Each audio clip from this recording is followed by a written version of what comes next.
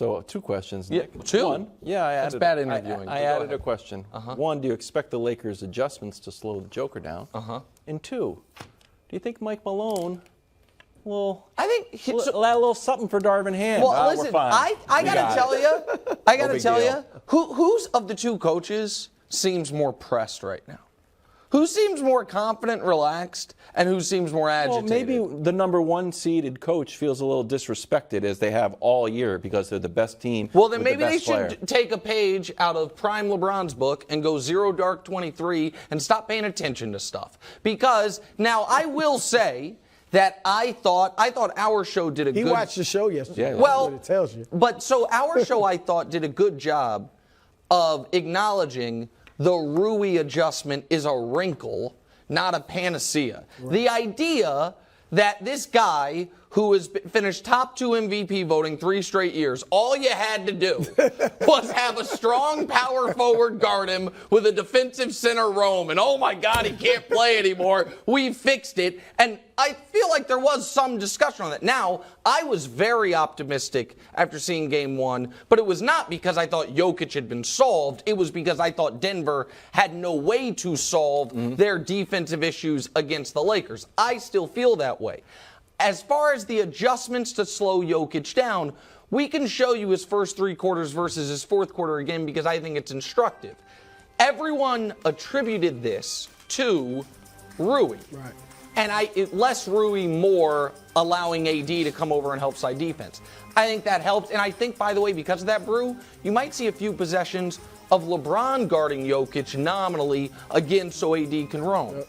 I attributed it more to Jokić emptying the tank through those first 3 quarters because he did not look to have the same, I don't want to say spark, but he didn't, and he's not a great athlete. It's not like lift. He just seemed to be a little winded, if you will, going in that 4th quarter, which, by the way, is not a bad strategy of try to end the game after 3 quarters, and it looked like that buzzer-beating 3 he almost did.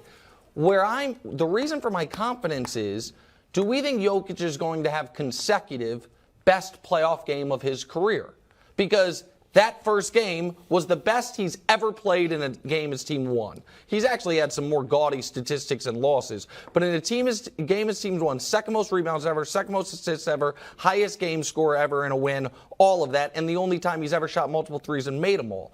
I don't think he's going to do that again, even if they keep the exact same defensive alignment with Anthony Davis. So I think he naturally slows down a bit because that was an all-time performance through 3 quarters. But he's been having an all-time playoff. You know, what's he averaging? A 30-point triple-double? 30-point triple-double. Yeah, I mean, so I don't think they're going to slow him down. I think Denver will adjust. And Michael Malone, and I know Michael, he was an assistant coach on some of the teams I covered. He's honorary. He is feisty. Like, not many coaches would have even addressed what Darvin Ham said.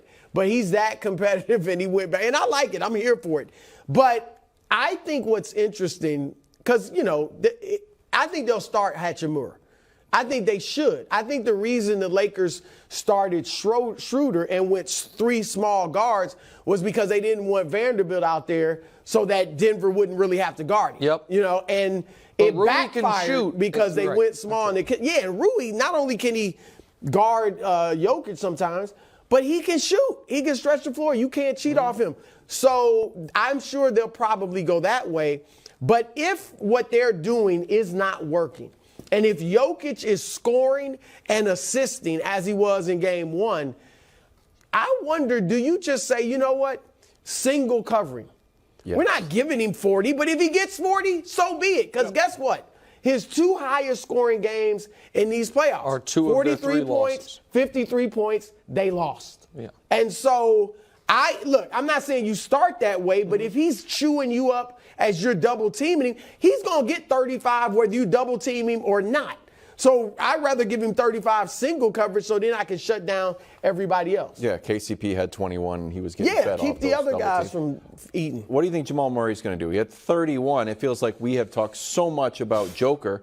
Jamal Murray just quietly scoring 31. Like, oh, no big deal. That's 30-point game for me. that's one of my reasons for confidence. Murray's a very good player. He is not a great player, and scoring 30 on, I think it was 12 of 19 from the field, so that's 62%, something like that. That is not way above what he can do, but that's a far better than normal game. I think he averaged 26. Right, and so 30 on 60% from the field on tough jump shots. Some were open, some tough jump shots.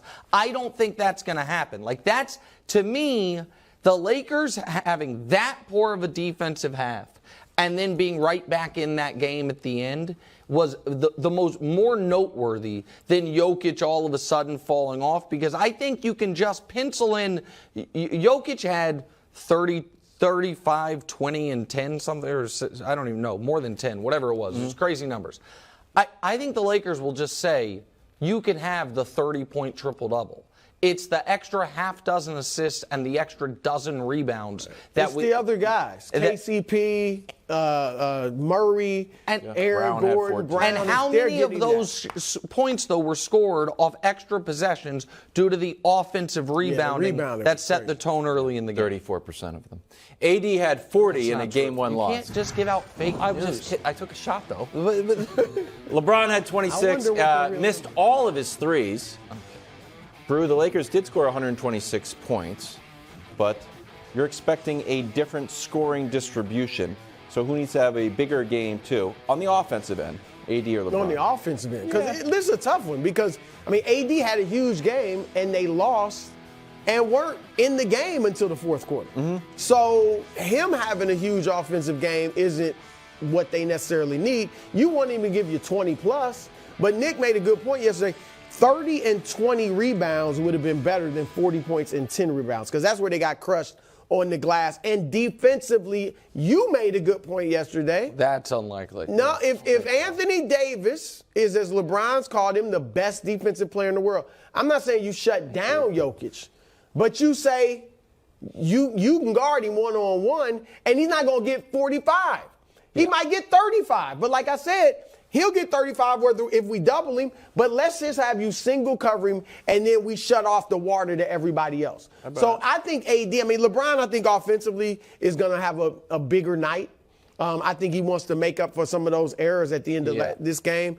So he needs to drop a lot of points, because they're not going to stop Denver. They're not going to hold him, but so low. And so he's going to have to score if AD doesn't hit 40. You like the Lakers tonight, correct? Yes. As do I, and I think this is LeBron's highest scoring night of the postseason. I think that we're going to see two things. One is, I think we're going to see the Nuggets go under those LeBron screens to try to dare him to shoot. Yep. I think that will help him get in rhythm. If you're a bettor out there, I'd take the over on LeBron points, and I'd take over 2.5 made threes. I think he'll make a few threes early, get in rhythm, and then start attacking, because then they won't be able to go under the screens. This postseason, LeBron leads all players that take any shots, players that take more than 20 shots or whatever, by a wide margin on 2-point field goal percentage. He's shooting 64% on twos. Context there, Joker's at 57%, AD's at 55%. He's been as good as ever, actually, efficiency-wise, at the rim, around the rim this postseason. He just hasn't done it as often, I think, because he's trying to conserve energy. I don't think it took a lot of energy from him in Game 1 to get to the rim. No. He posted, too. And he posted up and found shooters and got Austin Reeves going. And so I think that this is a huge LeBron game. And I also think Sneaky Wilds, a big part of kind of stemming the Lakers' comeback was a couple big Michael Porter Jr. defensive plays. He got to a loose ball that led to the transition, and he had two blocks.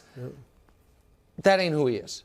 He's gotten better defensively, though. He used to be unplayable defensively. If Michael Porter Jr. brings that type of defensive effort the entire series, that could be a significant development. I don't think that's going to happen. I think this is a really big LeBron game. Quick strategy question, Brew. I think the Lakers shot 6 free throws in the third quarter. By the third quarter. And when you watch some of those LeBron layups, just unimpeded. It felt like the Nuggets strategy was like, No fouls, guys. Yeah. Well, they don't foul a lot. But do you think they're trying to put a body on him, hit LeBron a little bit more? It's just easy money every time. They should. Yeah, you can't let them have a free lane to the. I think they're very afraid of Joker or Gordon getting in foul trouble, and I think I think the Lakers know that because they don't have the front court depth to deal with either one of those guys going off the court for big stretches. Thanks for watching. Subscribe here to get more from the show and to check out clips from other shows on FS1.